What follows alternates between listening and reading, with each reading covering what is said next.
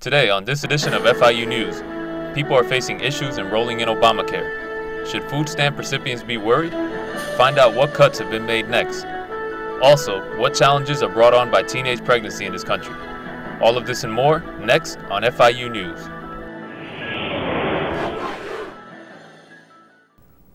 Good afternoon and welcome to FIU News. It's Monday, November 25th, and I'm Lou Michaels. And I'm Isabel Betancourt. Thank you for joining us.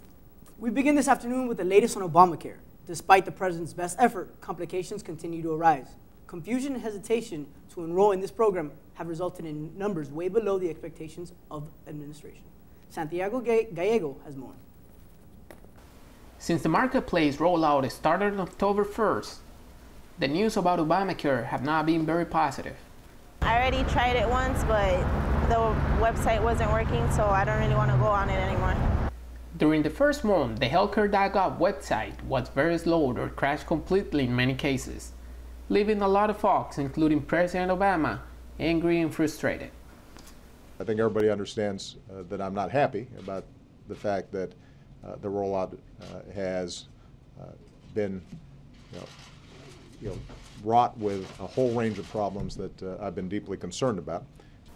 And while thousands of people across the nation are losing their current coverage under Obamacare, many are turning to local community centers for help. One of the most important reasons why people do come to us is because they're not as familiar with the process, they're not as familiar with the website and with the material, so they want to make sure they have some sense of security. And if you're one of those that haven't had any luck on the internet, you can also call the 1-800-318-2596, whereby just providing your zip code, you will be directed to the nearest help center, and a counselor will meet face-to-face with you and will guide you through the whole application process. Reporting from Miami for FIU News, Santiago Gallego. Only a little over 100,000 Americans have signed up for the Affordable Care Act, according to the November numbers. And now from health to homes. The real estate market in Miami is receiving a significant impact by outside sources of money laundering. Experts are commenting on this issue.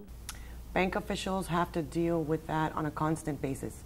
The amount of fraud that one can conduct through real estate purchases is substantial. Recent evidence show there is a link between money laundering and real estate purchases. Though this was a common trend in the 80s, it is now showing a comeback as companies and individuals from abroad are attempting to launder money by purchasing property. Though measures are being taken, the link between money laundering and real estate properties in Miami continues. Food stamp reductions have already begun, and now millions of Americans who depend on the program are forced to stretch out pennies as far as possible in order to eat. So far, Congress has not enacted a legislation to aid the many families who are enrolled. FIU News has more on the story. Millions of low-income people are being affected by the new law that cuts food stamps benefits. The number of people living out of food stamps increased in the last recession to about 48 million people. People like Alicia Cosio depends on food stamps to live. It worries her because her food stamps were cut considerably. It used to be $200. It was too hard to make ends meet, but it was a relief every time I got the food stamp. Now, with 145, I don't really know. I have to start making a list of the most essential things that I can survive on healthy. Even though recession is supposedly over, according to the Census Bureau, there are still 15 million poor people in the United States that live out of food stamps. Despite the efforts to discourage teens from having unprotected sex, the teen pregnancy crisis is still ongoing.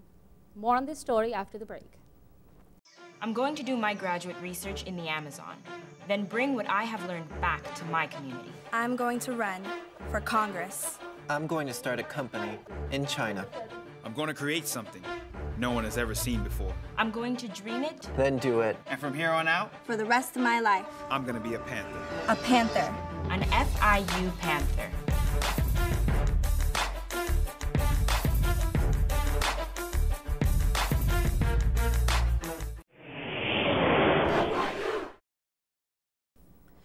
Though statistics show a decrease in teen pregnancy, many young girls are still facing motherhood before they even graduate high school. In 2006, 16-year-old Karen found out she was pregnant with her first child. I couldn't graduate high school. I had to get my GED instead. My social life took a back seat. It was more about my daughter than me. Teen pregnancy affects girls on a daily basis, but statistics show that percentages have lowered in the recent years. According to the National Center for Health Statistics, Hispanic teen pregnancies have declined by almost 50% since 1991 in the United States. What my parents didn't do with me, we didn't have a good communication. We didn't have good communication. It was more, we didn't have a friendship. So when my daughter grows up and she's in her teens, I would like to have a good friendship with her, open communication, let her know that she can come to me in the uncomfortable situations or things that she wouldn't want to talk to her mom about. I want her to be comfortable enough to talk to me about it. For more information on how to talk to your kids about sex, please call the Teen Pregnancy Prevention Hotline at 1-888-981-7770. Now to a successful story in our community. Latin House Grill has decided to expand its business from a food truck to a full-blown restaurant. Despite the truck's popularity, Latin House Grill owner shares with Miriam the challenges he has had to face by becoming stationary in an uncertain economy. Latin House Grill, Burger and Taco Bar, opened 2 years ago under the guidance and management of Chef M, who from a young age has had a passion for the culinary arts. The Latin House Grill started out as a food truck. However, 2 years ago, Chef M decided to take the next step and open a restaurant. While the Latin House has seen positive results, starting out was not easy. The payroll side of the business, having 42 employees, taxes, benefits, stuff that we wouldn't have had to take care of in the food truck. According to Cornell University and the National Restaurant Association, 60% of restaurants fail within their first 3 years. This number only rises to 75% within the next 5 years. We felt the best way to be successful opening a restaurant would be to open the food truck first. Get our name out there, get a following, be able to be mobile and have multiple people from different areas try our food instead of opening up at a brick and mortar and then hoping and praying that somebody would drive by and stop. Financially, we needed investors. We couldn't get investors without the food trucks. I wouldn't be able to I'll make really good burgers. They would have been, hey, I make steaks. But after 2 years of having the food truck and having all the success we had, it was simple. Just showed it to somebody and said, come over and have a bite, and it worked. Looks delicious. Sure does. I think I'm ready for dinner. So am I. Good luck to them. And now the beachfront condos that are so popular in South Florida are becoming an increasing threat to the natural landscapes that once covered the Florida coast. Miami is a rapidly growing city, and more people are coming to the coastlines as luxury condos here near the beach are becoming a hot commodity. But these advancements do take a toll on the natural environment that surrounds this beautiful beach area.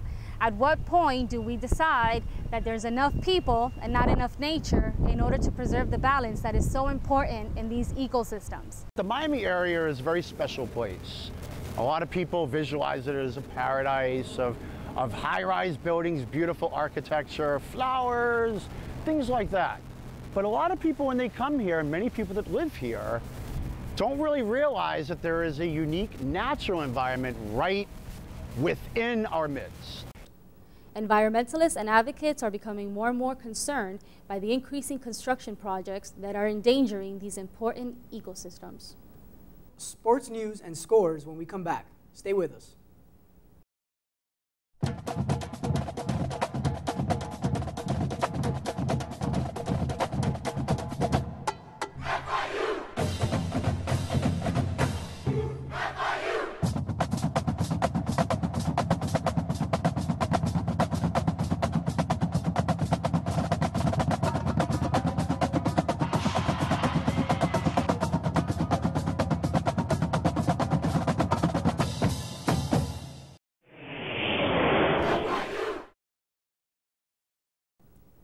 It's time for sports. Michael Sharp has the details. Thanks, Lou. Matter Academy's discipline and perseverance are what lead this team to consistent victories. Many of the young players show promise in becoming well-known college football stars. Matter Academy in Hialeah dominates the competition as one of the top high school football programs in South Florida.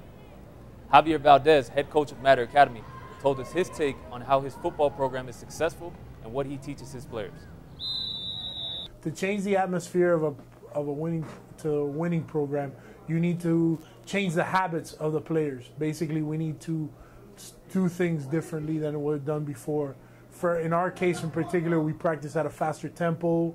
I established guidelines. I established 5 pillars that we run our program behind: discipline, commitment, toughness, effort, and pride.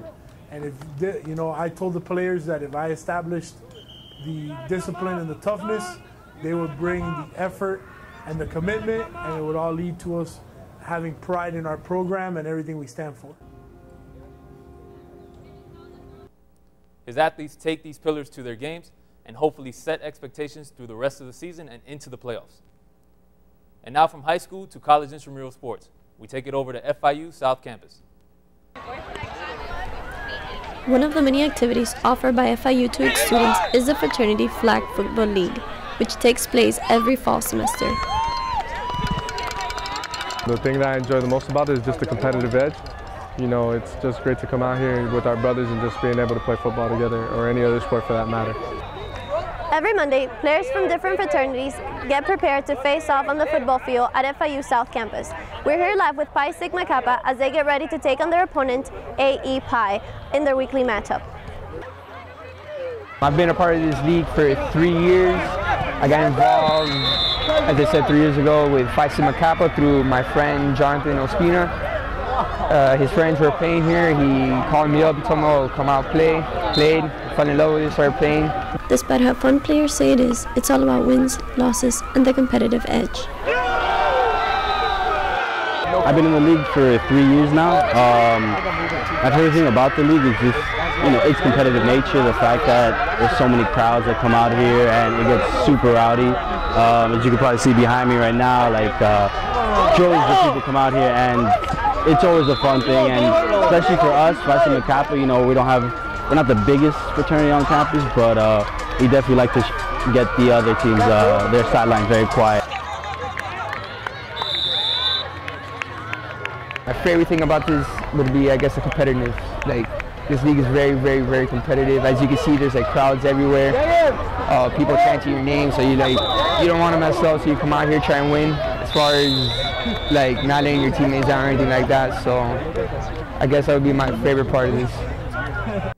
That's it for me over here at FIU Sports, and now over to Angelica Gomez for weather. Thank you, Mike. Angelica Gomez here with the weather forecast for FIU News. Today we woke up to a beautiful day with temperatures in the mid-70s. Those temperatures will continue throughout the day, and leading on to the night we will experience our first cold front with temperatures in the low 50s, so bundle up. And tomorrow we're expecting a chilling day for Thanksgiving, so take out your boots and scarf with temperatures in the low 60s and scattered showers throughout the day and night. Wish you all a happy and safe Thanksgiving. Back to the studios. Thank you, Mike and Angie. And now to Santiago with the entertainment. Thank you, Lou. This year's Red Bull Flu Tac event here in Miami was just like everyone anticipated, a great success. The event brought out the most memorable characters and inventions. Check it out. More than 80,000 people gathered at Bayfront Park this Saturday to witness the 12th annual Red Bull Flu Tac event in Miami. I'm expecting to see a lot of folks crashing in the water because I've been looking at these planes and I don't see one that I think is going to fly. Hello, we are Team Despicable Me from Tallahassee, Florida. We are here with Dr. Navario's craft that will fly around Cuba and make it back to Miami. We are very excited. 2018 from all over the state show off their human-powered flying craft and leap off a 28-foot high ledge, hoping to go far in the skies around Bayfront Park before crashing into the water.